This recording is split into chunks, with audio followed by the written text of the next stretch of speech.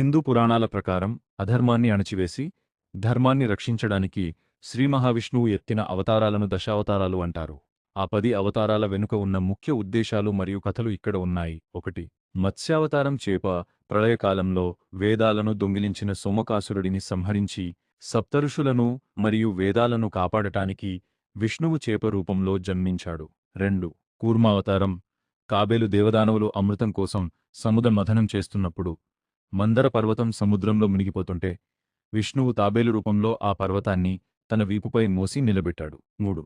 వరాహావతారం అడవి పంది హిరణ్యాక్షుడు అనే రాక్షసుడు భూమి దొంగిలించి సముద్రం అడుగున దాచినప్పుడు విష్ణువు వరాహ రూపంలో వచ్చి అతడిని సంహరించి భూమిని తన కోరలపై పైకి తెచ్చాడు. 4. నరసింహావతారం సగం మనిషి సగం సింహం హిరణ్యకశిపుడు అనే రాక్షసుడి నుండి భక్త ప్రహ్లాదుడిని రక్షించడానికి విష్ణువు స్తంభం నుండి నరసింహుడిగా ఉద్భవించి అతడిని సంహరించాడు. 5.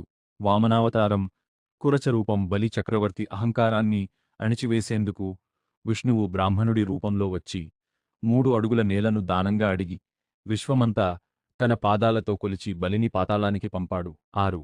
పరశురామావతారం అహంకారంతో ప్రజలను పీడిస్తున్న క్షత్రియ రాజులను అంతం చేసి భూమిపై శాంతిని నెలకొల్పడానికి విష్ణువు పరశురాముడిగా జన్మించాడు. 7. రామావతారం ఆదర్శ పురుషుడిగా పితృవాక్య పరిపాలకుడిగా జీవించి రావణాసురుడిని సంహరించి లోకకళ్యాణం చేయడానికి శ్రీరాముడిగా అవతరించాడు. 8. బలరామావతారం కొన్ని చోట్ల కృష్ణుడు ధర్మస్థాపనలో కృష్ణుడికి తోడుగా ఉంటూ వ్యవసాయానికి ప్రతీకగా నాగలిని ఆయుధంగా ధరించిన అవతారమిది. 9. కృష్ణావతారం దుష్ట శిక్షణ శిష్ట రక్షణ కోసం కృష్ణుడు జన్మించాడు. మహాభారత యుద్ధంలో అర్జునుడికి భగవద్గీతను బోధించి ధర్మాన్ని గెలిపించాడు. 10.